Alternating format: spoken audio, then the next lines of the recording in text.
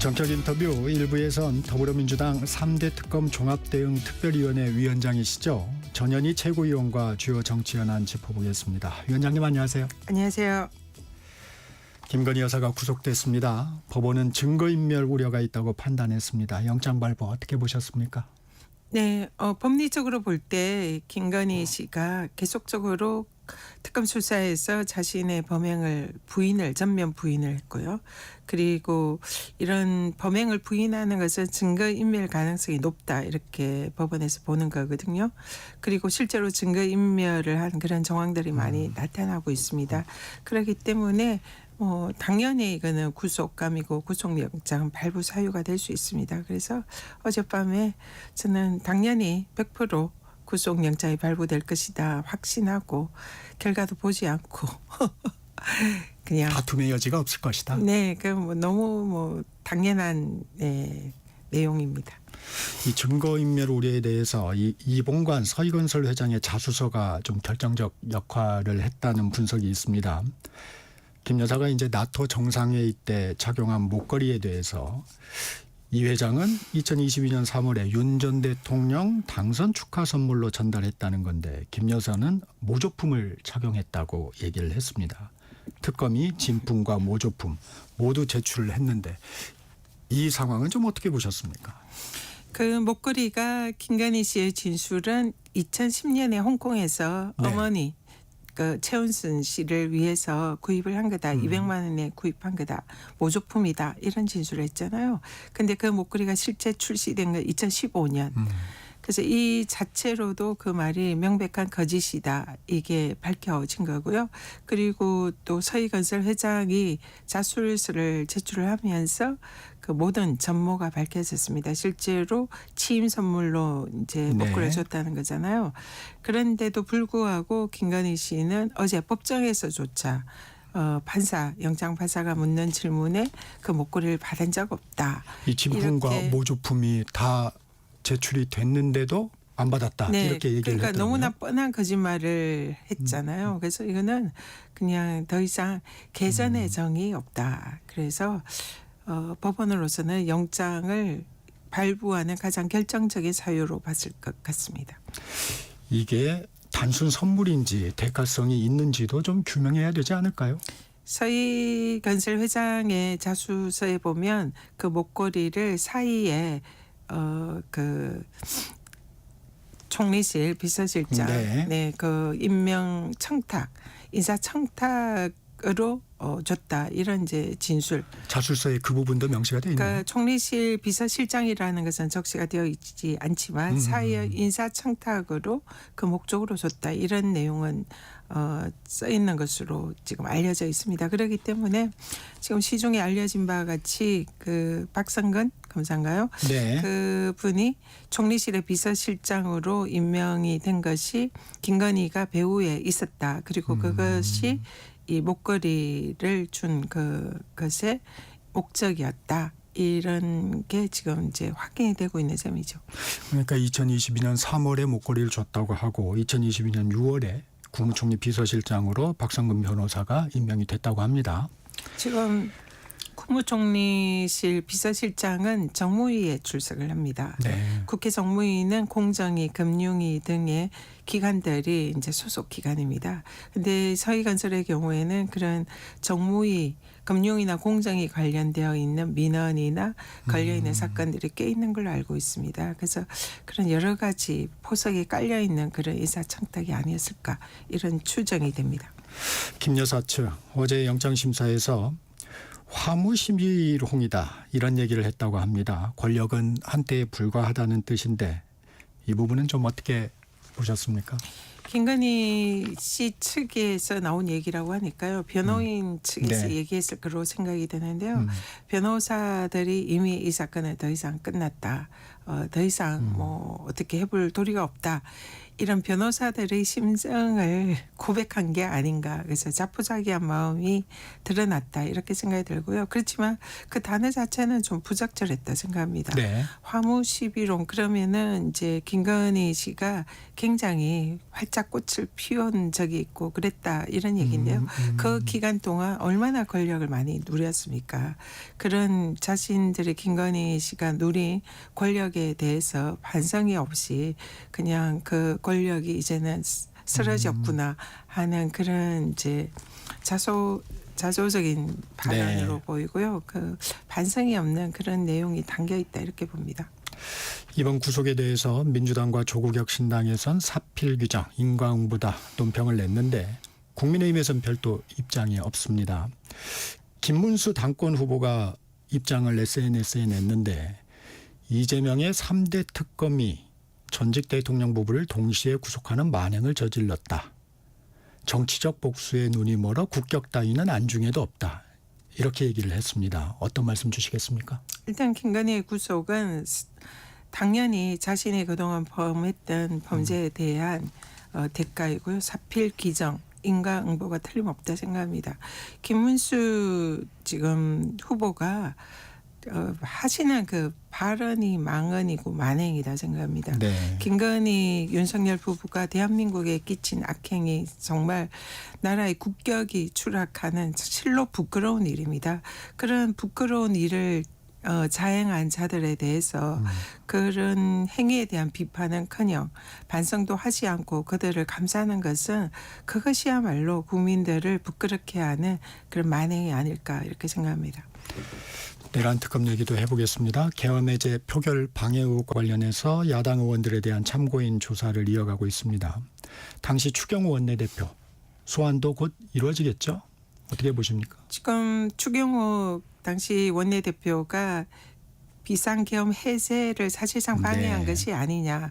그래서 국힘 국회의원들을 국회에 머무르지 않고 바깥에 있는 당사로 당사에. 유인해서 계엄 해제에 참여 못하도록 한 것이 아니냐 이런 의혹이 제기가 되고 있고요. 실제로 그런 의혹이 사실일 수 있다는 정황들이 여러 가지 나오고 있습니다. 윤석열과의 전화 통화라든지 심지어 한덕수하고도 통화를 한 그런 이제 기록이 나오고 있고요. 그래서 이 부분에 대해서 특검이 반드시 추경호 전 원내대표를 소환을 해서 확인을 해야 할 필요가 있고 그래서 조만간 소환이 이루어지지 않을까 이렇게 생각을 합니다. 이 특검 수사와 관련해서 국민의힘에서는 일각에서 야당 파괴다, 뭐 정치 보복이다 이런 얘기도 계속 나옵니다. 어떤 말씀 주시겠습니까? 그 헌정 질서를 바로 세우는 나라의 정상화의 길이 다 이렇게 생각을 하고요. 사실 윤석열 씨의 비상계엄과 친위 군사 쿠데타로 대한민국이 내란의 상태로 돌입을 했고 또 전 국민들이 충격을 받았습니다. 이런 상황에서 특검이 그 헌정 질서를 무너뜨리고 나라를 전 세계에 망신을 시킨 윤석열의 그 내란 행위에 대해서 수사를 하고 또 김건희 씨의 그 국정농단에 대해서 제대로 된 수사를 하는 것은 나라를 정상화하는 그런 이제 하나의 과정이다 이렇게 생각을 하고요. 그런 것을 계속 그 비판을 하거나 정치 보복이다 이런 프레임을 씌우는 것은 매우 부적절하다. 거기에 대한 반성과 사과가 국힘이 지금으로서는 해야 할 일이 아닌가 이렇게 생각합니다. 이 3대 특검 수사 상황 보고 계실 텐데 특검 수사기한 연장이나 아니면 조사를 더 확대하는 내용의 검토도 지금 하고 계신지요? 지금 현재 그 내란 특검이 수사 기간이 3개월이고요. 김건희 특검은 좀 깁니다. 그런데 네. 내란 특검이 지금 한 반 정도 지금 이제 시간이 지난 것 같은데 현재로서는 매우 순조롭게 진행이 되고 있다 이렇게 생각을 하고요. 그래서 특검 쪽에서도 아직은 뭐 시간이 부족하다 이런 얘기가 나오고 있지는 않는 것 같습니다. 그래서 좀 더 수사 과정을 지켜보고 차차 그 부분은 판단할 문제가 아닌가 생각합니다. 사면 얘기 좀 해보겠습니다. 광복절 사면에 대한 비판이 진보 쪽에서도 좀 나오고 있습니다. 정의당뿐만 아니라 진보 성향의 시민단체들도 부정적 반응을 보이고 있는데 이 부분은 좀 어떻게 보고 계세요? 일단 저희 민주당에서는 국민 통합을 위한 그런 사면이었고 또 윤석열 검찰 독재 정권의 사실상 그 정치 공작에 희생되었던 그런 분들을 제자리로 돌려놓는 그런 국민 통합 사면이었다. 그래서 그런 대통령의 고뇌에 찬 결정을 존중하고 환영한다 이런 입장을 냈고요. 그래서 좀 다소 그 정권 초기의 정치 사면이라는 건 이례적인 부분은 이례적이죠. 네. 있지만 이번에 사면된 이제 민주당 측 그 진보 측의 인사들이 대부분 윤석열 검찰 독재 정권에서 정치 검찰에 의한 정치 탄압의 당사자다 저희들은 이렇게 생각합니다. 그래서 그런 측면에서 그분들이 물론 이제 공도 있고 과도 있지만 나라를 정상화하는 측면에서 한 사면이다 이렇게 보고요.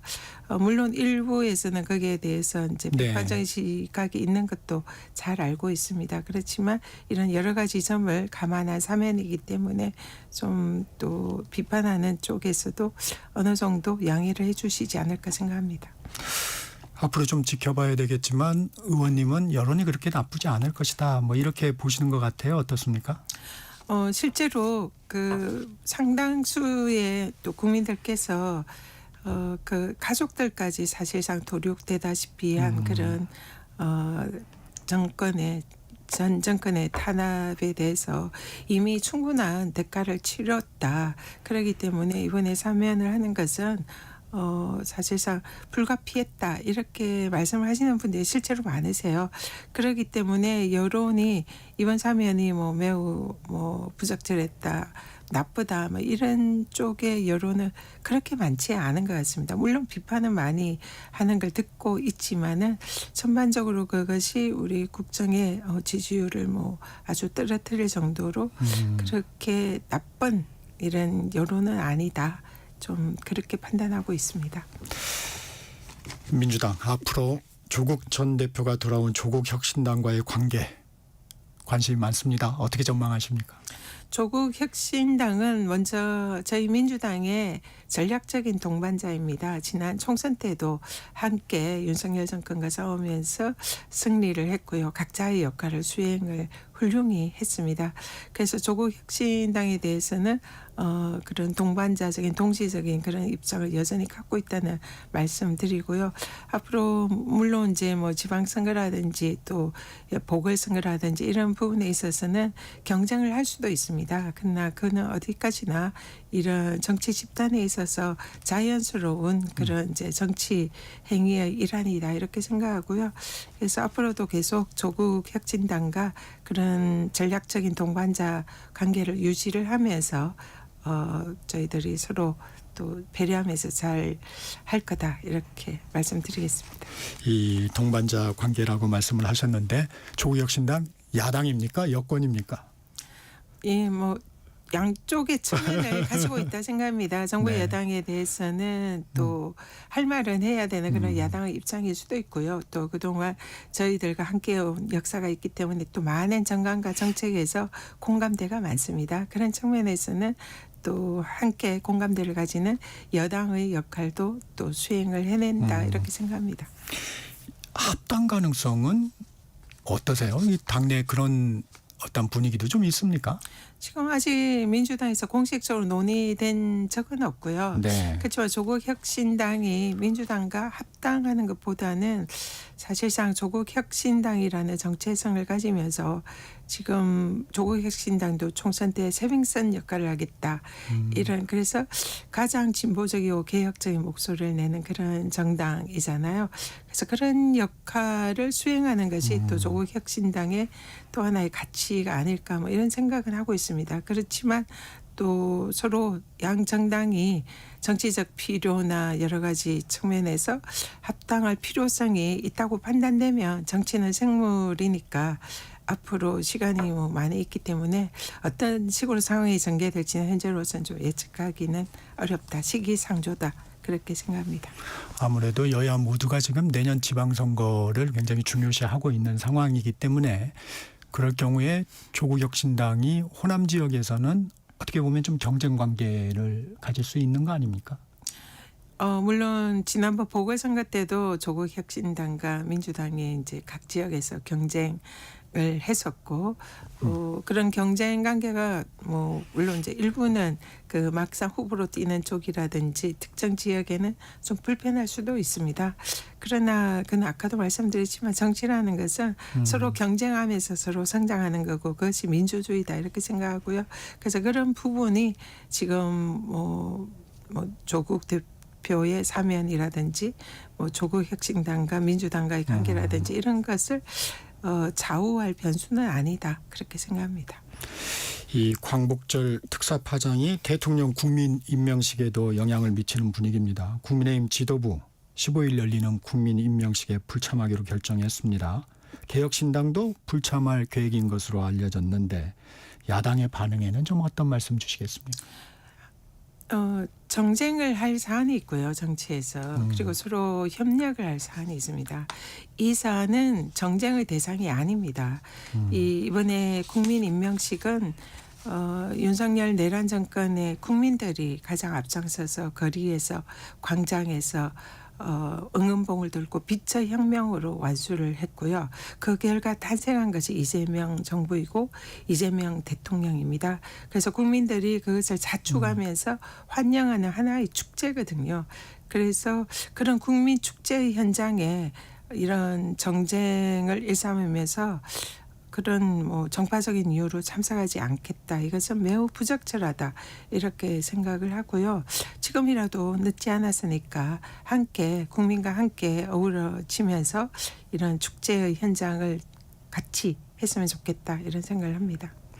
그런데 민주노총도 초대에 응하지 않기로 했다고 전해집니다. 국민 임명식 대신 전국 노동자 대회를 연다는데 이 같은 행보는 어떻게 받아들이십니까? 민주노총의 경우에는 아마 그 사유가 그 노란봉투법, 네. 그 노조법 관련해 가지고 아직 지금 본회의에 통과를 하지 않았고요. 그리고 또 본회의에 계류된 그 법안의 내용에 다소 그 부족함이 있다 이런 입장인 것 같습니다.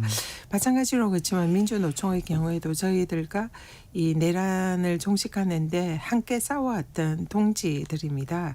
그래서 이 축제에 어떻게 보면 주인공이십니다. 그래서 그런 주인공이 민주노총이 함께하지 않는 것은 매우 안타깝다 그런 생각이 듭니다.